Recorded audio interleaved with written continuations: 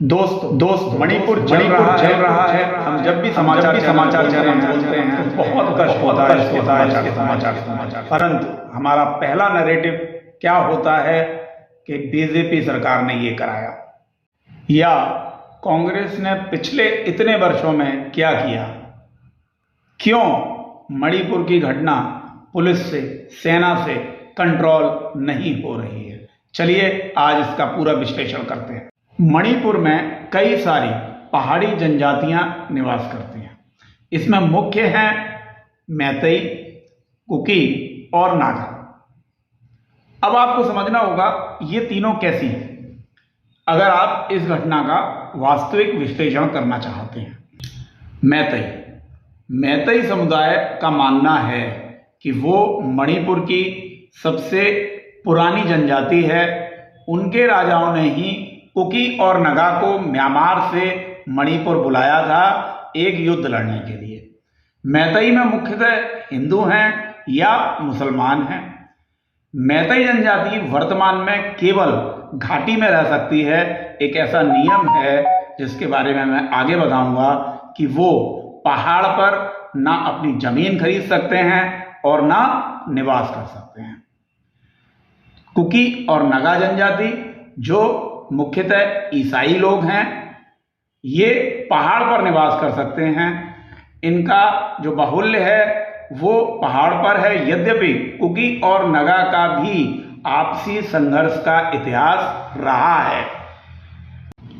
एक कारण और समझिए, मणिपुर के पहाड़ी क्षेत्र में अफीम की, ड्रग्स की बहुत सारी खेती होती है।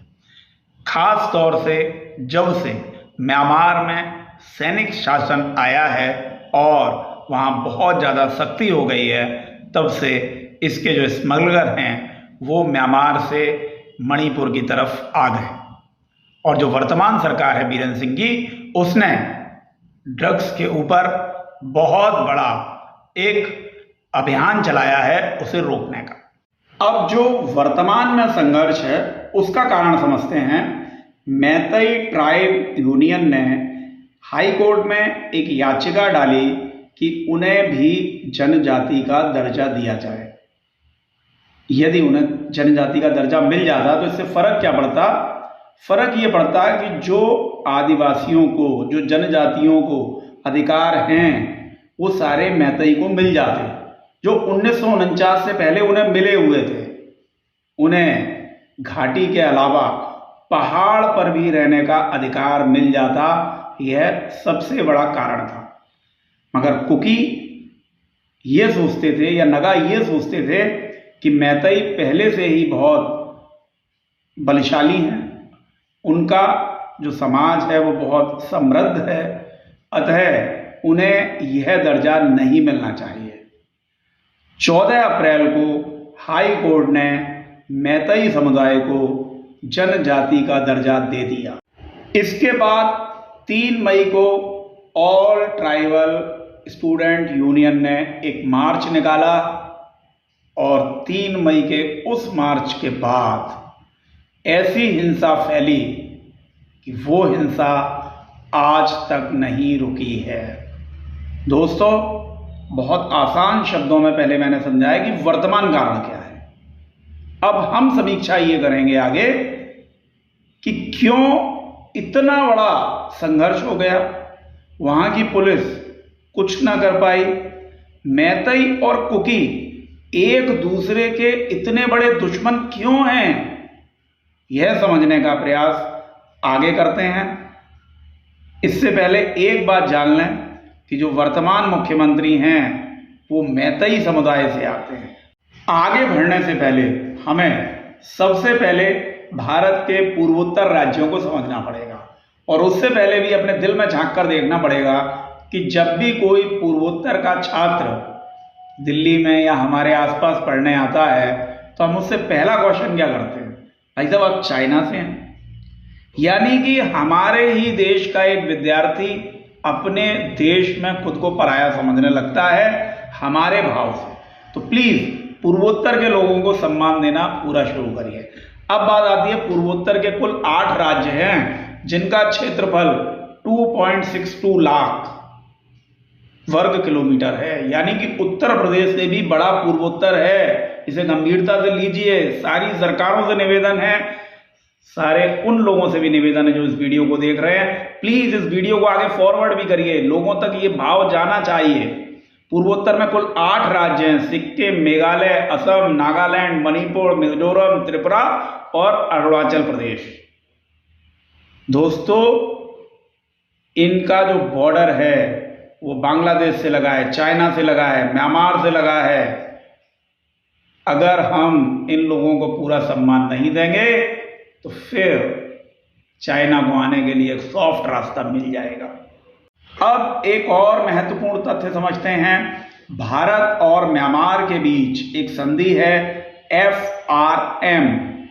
इस संधि के अनुसार म्यांमार के लोग भारत की सीमा में 16 किलोमीटर अंदर तक आ सकते हैं और भारत के लोग म्यांमार की सीमा में 16 किलोमीटर तक जा सकते हैं बिना किसी कागजी कार्यवाही के। थोड़ी सी शर्तें हैं।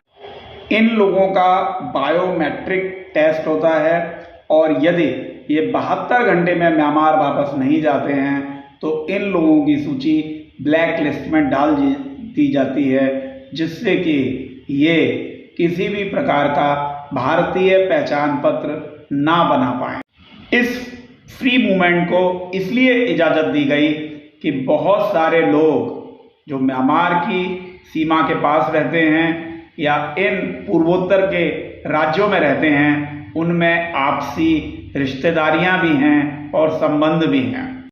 आगे बढ़ने से पहले एक मजेदार बात कि यदि आप यानी भारत का कोई और राज्य का व्यक्ति मणिपुर जाना चाहता है तो उसे इनर लाइन परमिट लेना होगा। बिना परमिट के वो मणिपुर नहीं जा पाएगा।